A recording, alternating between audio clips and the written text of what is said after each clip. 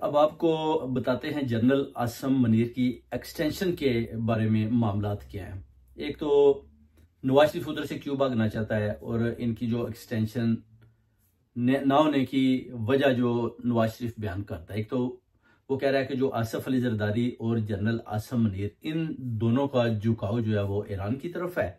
क्योंकि इन दोनों का तलक शियाइज्म से है। और अंदर से जो आसफ अली जरदारी भी पूरी गेम डाल रहा है कि किसी तरीके के साथ भी जो है ना अपना जनरल आसम मनीर को जो है ना एक्सटेंशन दी जाए, और अगर जनरल आसम मनीर बिलावल भुट्टो जरदारी को प्राइम मिनिस्टर बना देते हैं तो फिर 3 साल की एक्सटेंशन पक्की होगी।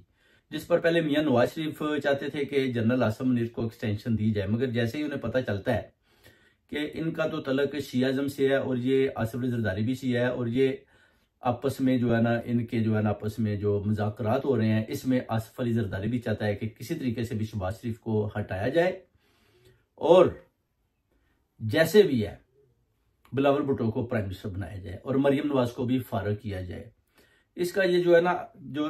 बताने वाली जो रिपोर्ट दे रहे हैं वो देते हैं अपना जस्टिस अतर मानुल्लाह। वो कहते हैं कि अंदर से ये जो डील हो रही है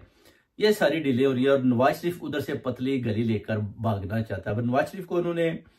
बेसिकली रोका हुआ है। वो कहते हैं कि अगर नवाज शरीफ बाहर जाएगा तो ये जाकर ना जी अपना लंदन में या एवनफील्ड या अपने हसन नवाज के ऑफिस में जाकर उधर से ये फिर बोलेगा जी कि जनरल आसम मनीर शिया हैं और आसफ अली जरदारी उनके साथ मिला हुआ है और ये शहबाज शरीफ को हटाना चाहते हैं, मरियम नवाज को भी हटाना चाहते हैं, और मेरा तलक अहले सुन्नत से है और ये अभी जो है ना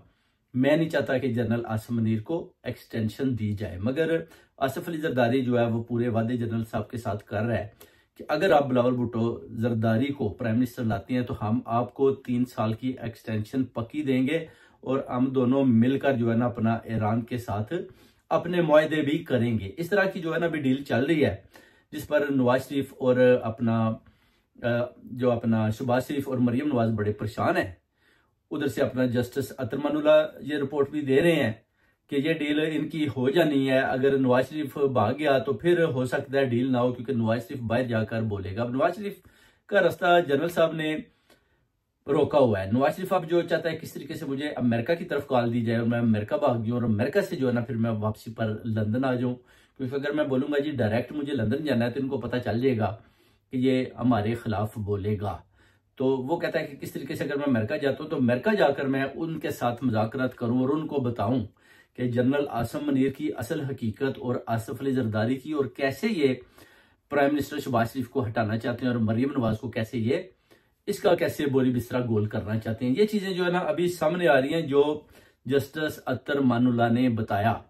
कि ये सारी गेम हो रही है और इस गेम के जो पीछे है वो बड़ा खिलाड़ी जो अभी है वो जो गेम खेल रहा है वो कहते हैं वो है आसफ अली जरदारी। क्योंकि उधर आपको पता ही है खान साहब के भी जो प्रोटेस्ट हो रहे हैं, उधर भी जनरल साहब का पूरा ध्यान है। उसके बाद आसफ अली जरदारी जनाब सदारत के मजे ले रहे हैं और वो चाहते हैं कि मैं कुछ भी हो जाए अपनी हयाती में बिलावल भुट्टो को जरदारी को मैं प्राइम मिनिस्टर बनाकर जाऊं और PMLN के ये जो जैली हुकूमत हमने मुसल्लत किया है इनको मैं फारग करूं और जो है ना पंजाब की भाग दौड़ है ना वो हमारे हथे में आए। और ये काम जनरल आसम मनीर के साथ वो कहते हैं कि हम मिलकर कर सकते हैं, क्योंकि वो भी शियाज़म को पूरा सपोर्ट करते हैं और मैं भी शियाज़म को सपोर्ट करता हूँ और हम दोनों का झुकाव ईरान की तरफ भी है, जिसकी वजह से नवाज शरीफ बड़ा डरा बैठा हुआ है। ये सारी सूरत जारी है अभी। अब देखें कि अब जो नेक्स्ट लेवल पे गेम क्या तैयार होती है और कौन और किसको कैसे फर्क करता है और कौन किसको सामने लाता है और कैसे जो है ना सियासी हालात चेंज होते हैं।